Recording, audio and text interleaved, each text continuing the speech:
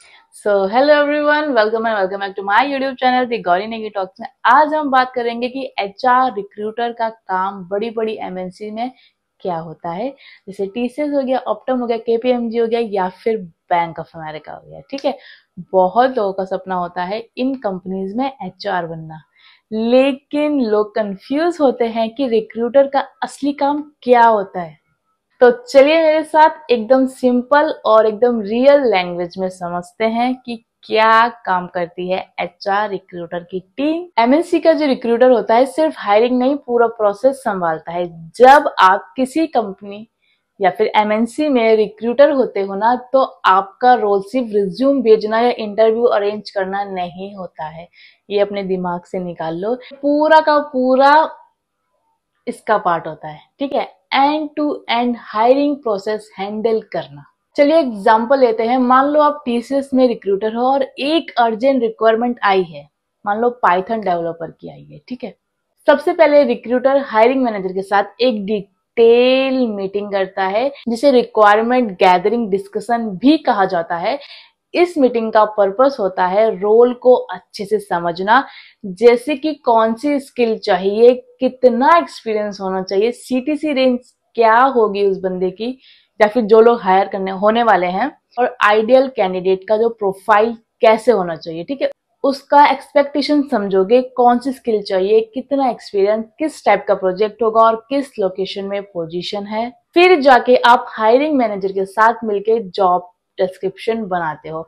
बहुत बार जेडी उनके पास होती है, लेकिन रिक्रूटर उसको और पॉलिश करता है और इनहेंस करता है।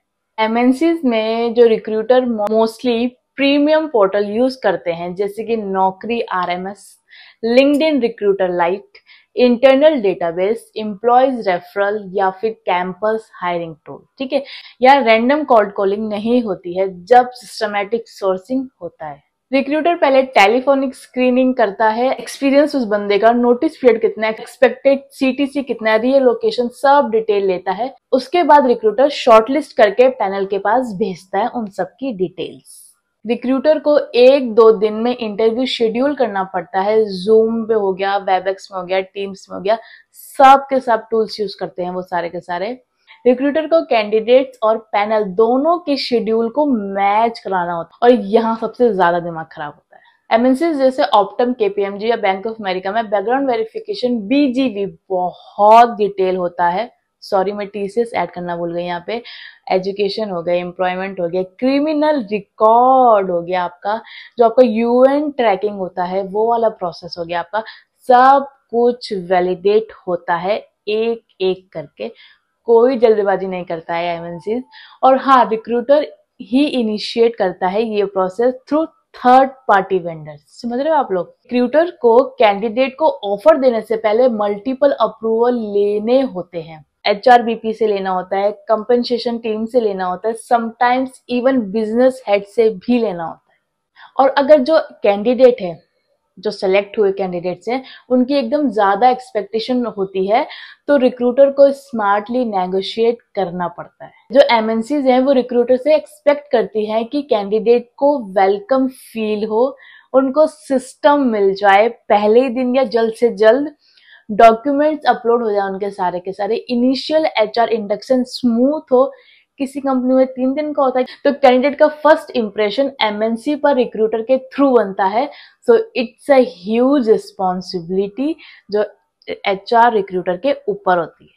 तो अगर आप किसी एमएनसी में एचआर रिक्रूटर बनना चाहते हो, तो आपका काम ये होगा कि रिक्वायरमेंट को समझना है, जीडी फाइनल करना है, राइट सोर्सिंग को लाना है, इंटरव्यू कोऑर्डिनेशन बनाना है, मैनेजर और उस कैंडिडेट की टाइमिंग को मैच कराना होता है, बीजीवी एंड जितने भी कंप्लायंस है उनको देखना होता है, ऑफर को नेगोशिएशन करना होता है, ऑनबोर्डिंग एंड कैंडिडेट एक्सपीरियंस।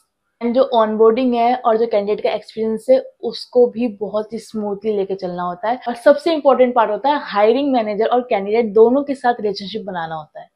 अगर आप एचआर रिक्रूटर बनना चाहते हो किसी एमएनसी में, तो सिर्फ कम्युनिकेशन नहीं, आपको प्रोसेस अंडरस्टैंडिंग, टूल्स का नॉलेज और पेशेंस भी चाहिए।